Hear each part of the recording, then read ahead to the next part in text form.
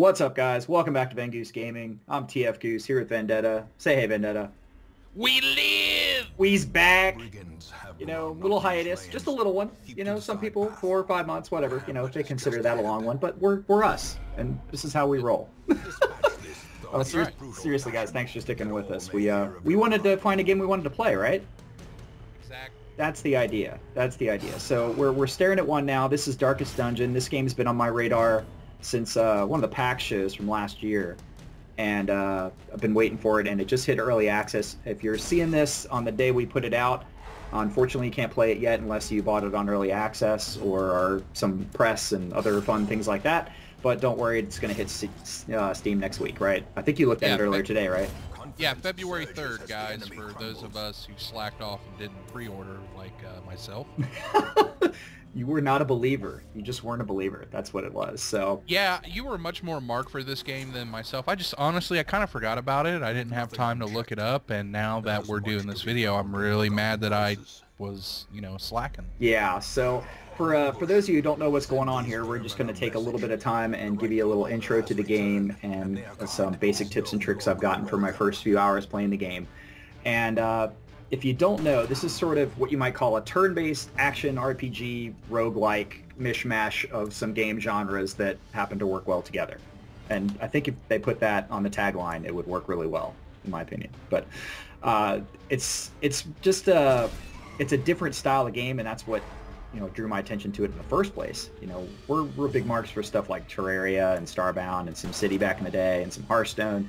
This isn't our normal bag to cover stuff like this, but it's strategy, and that's the biggest draw for me. I mean, it's something we haven't really tried before outside of Hearthstone. Would you agree? Yeah, I can't think of any games that we did. We did the roguelite with Rogue Legacy, but this is not the same style. No, not at all. So what basically happens here, the game premise is you inherit this hamlet, this estate, if you will. And, in the course of investigating it, your family discovered that beneath the town, that it sits on is this horrid, series of dungeons.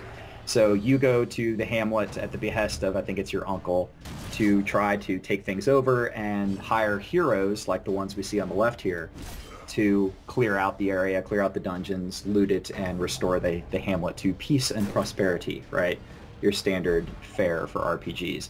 But the big kicker is here, these heroes that you get, once you've pulled them into your party, you of course take active control of them and start heading them out into the countryside or the dungeons and stuff to, take care of business. So the idea is each one of them, there's tons of different classes. Each of the classes has several different abilities, and you can use those abilities based not only on where you are in the lineup there on the left, but also where the enemies are on the right. So you see how I'm kind of hovering over the abilities there?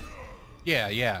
You're getting raffle stomped too, by the way. I just want to point that out. This is true. And this is the tutorial, guys. Just FYI. This game is absolutely brutal if you're not, especially if you're not used to it, but or used to a type like this, but it will kill you.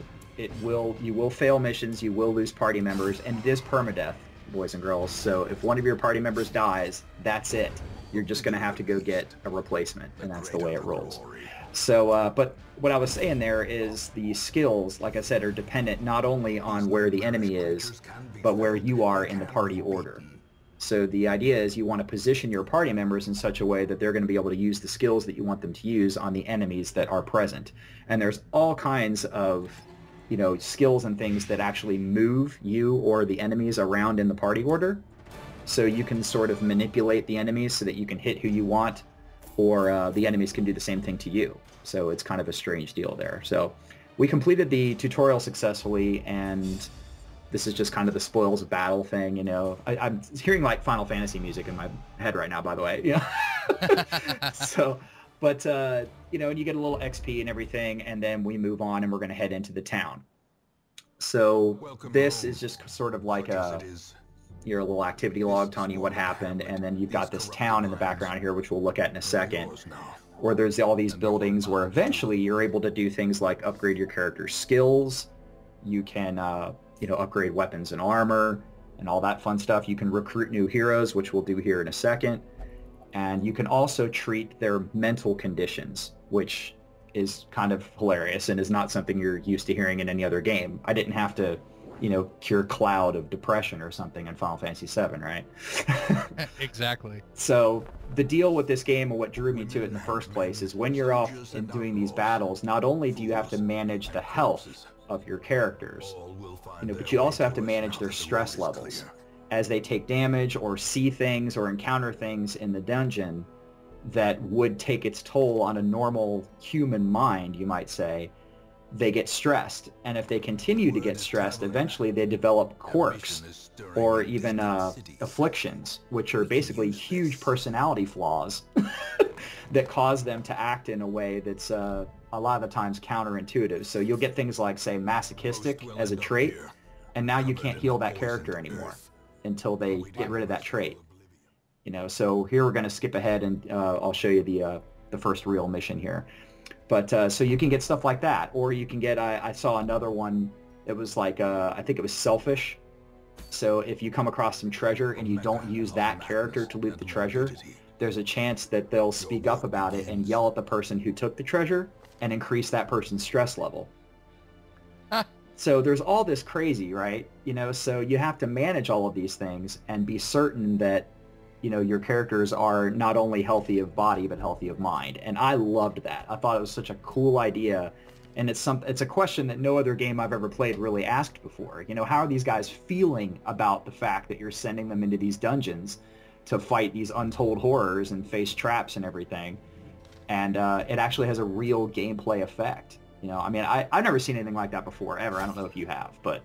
what it kind of reminds me of is, what was that indie game that we played? Don't Starve.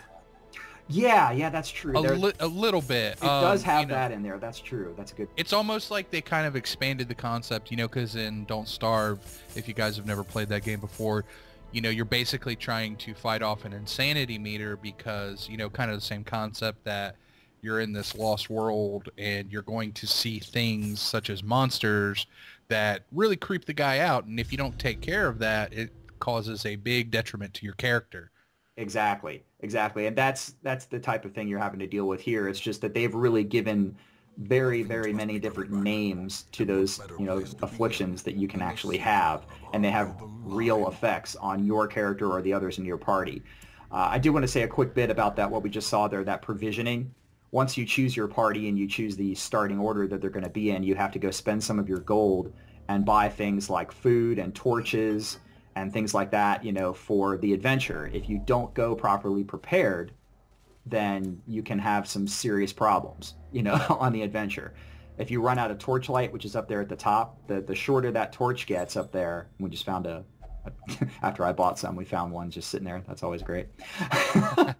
But if that torchlight starts getting lower, then the encounters get more difficult, but the loot also gets better, So you have to monitor that. So, and then you'll see what happened down there on the map just now. Sometimes when you go into a room, different characters have an ability to scout. So occasionally you'll get sort of a heads up on what's in the hallways and rooms near your characters. And you can give it a shot and kind of take a look. And all these little extra things you're clicking here, sometimes it's treasures, sometimes it's nothing, sometimes it's traps. And there's really no way to tell. So I'm a click fiend. I just want to click everything. And yeah, that guy opened the battle with an absolutely horrid shot. So pretty ridiculous. You guys just got, like scattershotted. Yeah, exactly. Yeah, that's always bad. I mean, the random nature of these fights makes it so if the enemy gets too many really lucky rolls on their hits and you get too few, then you could go into an encounter that you fully expected at the beginning to be no big deal and walk out totally limping or absolutely wiped out.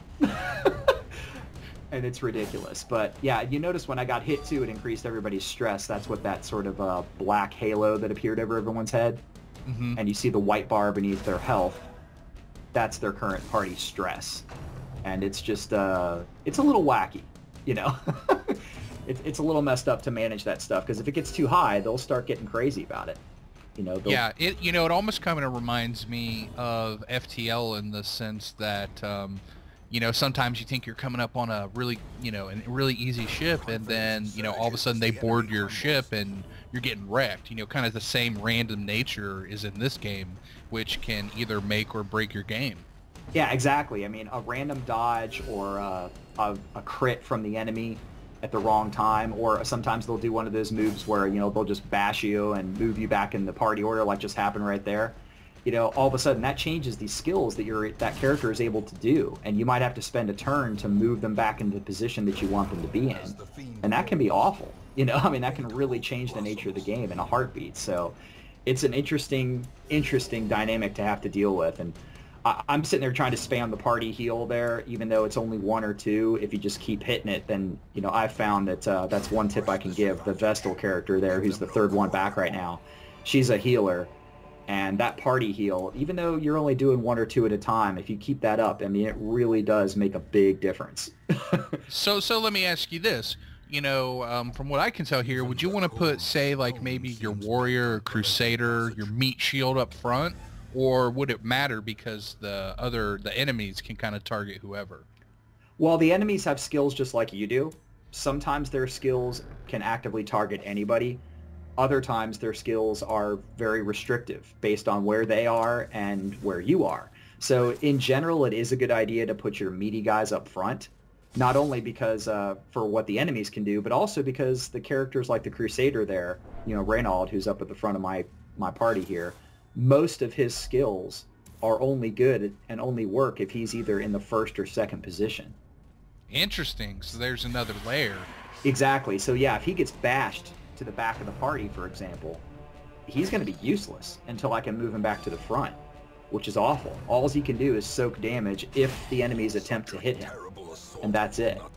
You know, so you definitely want to keep him up front, and just like I definitely want to keep everybody pretty much where they are. The Plague Doctor in the back there, he works best from the last 2 positions. If he was pulled up front for some reason, you know, not only would he start getting damaged like crazy because they're going to target him, but also his skills are mostly useless at that stage. You know, so it's something you got to keep in mind for sure. And this is only 4 characters. I mean, there's lots of classes in the game. I think the beta, which is, you know, sort of the early access beta that we're in here right now, I can't recall exactly how many are in there. I read at one point that they were talking about like 14 or something, but I'm not sure if that was the final count or if that was how many are in this right now. I've only seen about 8 or so myself so far, but granted, I've only been playing for, you know, a few hours, so I'm not gonna sit there and pass judgment, right? Yeah, exactly. Yeah. So, but you know, just a little bit more on the gameplay here. Again, a lot of these skills and stuff you'll see, you do have the ability to hit multiple enemies, and sometimes that can be really important. Again, some of these guys that are targeting your stress meter more so than your health can become a priority. You know, you don't want to get too fixated on watching your red bar. Because if you do, all of a sudden, you know, if you peak that meter out, then all of a sudden one of your guys it'll do a thing called your resolve is tested if it maxes out the stress meter, and at that moment you have a really good chance of developing a negative personality trait, a negative affliction. But occasionally, very occasionally, the resolve is tested and you will instead develop a positive buff on your character, like they overcome their fear. You know what I mean? Right. And they get to hang on to that until either you leave the dungeon or you camp. And you can actually camp inside the dungeon and, you know, recover stress or recover some health and eat and all that kind of stuff. And it's actually pretty cool. It's a neat mechanic. Every single character class has different camping skills that they can use along with their normal combat skills. So a lot of times you want to take people along that are good at that if it's going to be a particularly long adventure. So interesting. So in that last room you were in, you kind of had like a red hue. What was up with that? That's what happens when the torchlight starts getting too low. It'll start getting redder and redder, and then eventually it will just go completely out. And then actually it goes sort of black and whitish. It's kind of strange.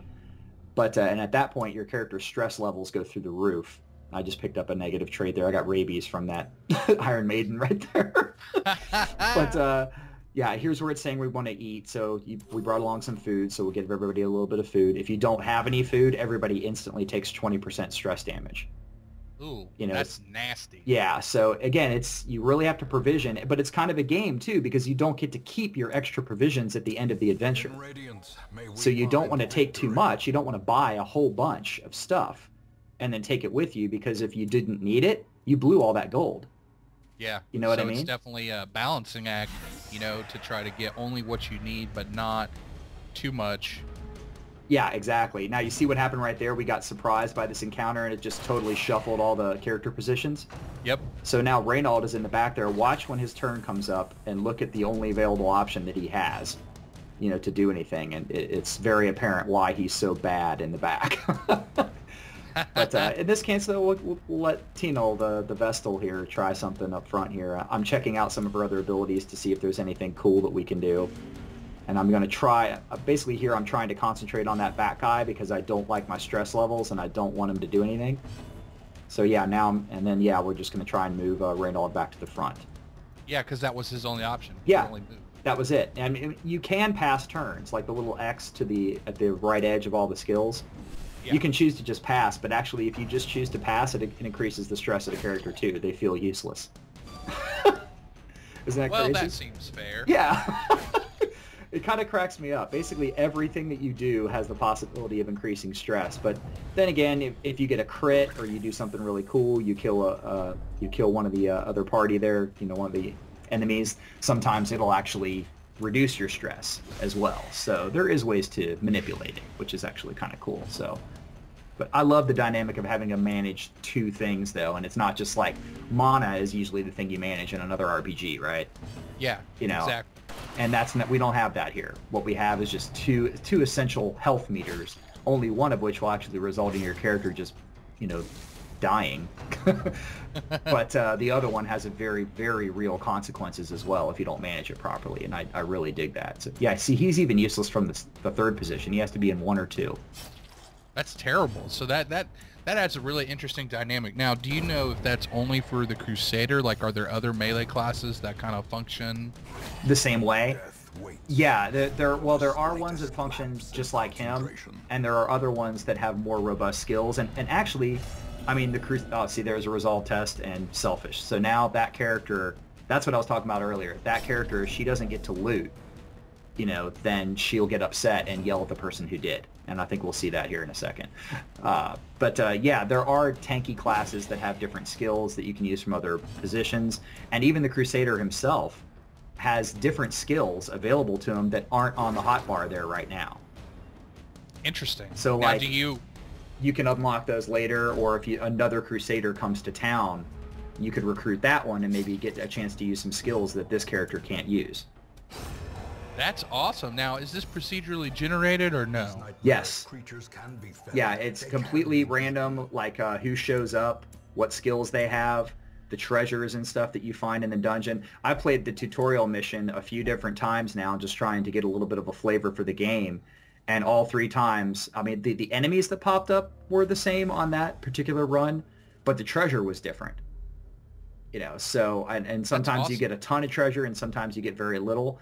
But it seems to me that, you know, how the dungeons generate and, you know, where there's treasure, where there's traps, that kind of stuff changes from game to game. And, of course, yeah, who shows up on the cart, on the wagon, as far as to refill your ranks as you lose people, you know, is, you know, different as well. Now, also, do you see how the Vestal's glowing here a little bit? Yeah, she got jealous that he looted the treasure and she didn't. Yeah, that happened as well, and that increased the Plague Doctor's stress. But the reason she's blinking, actually, is because she's on death's door. Notice her red bar is empty. Oh, yeah. Whoops. So what happens is if you get reduced to 0 HP, the character doesn't immediately die. What happens is they're on death's door, and if they get hit again, then they have a chance to die. So, but they might not. So you get a little bit of a second chance. So that was the end of that particular adventure. There was only one more room, just a space to the right, but we'd already scouted it, and it was empty, so I didn't feel the need to go in it. Fair enough. You know, why, you know, increase the stress anymore or anything, so we went ahead and clicked the end of the adventure. As long as you complete the quest that you were sent there to do, you can click the little button and leave at any time. So anyway, we're going to do a bunch more with this, and I just wanted to give you a kind of a quick preview here. I hope you enjoyed it, man. I hope everybody else did. Indeed. Yeah, and we'll do a few more of these, you know, in the coming weeks here and see if you guys like them. If you have any questions or anything, let us know. Otherwise, we're back, and we got lots more stuff coming for you. Stay tuned.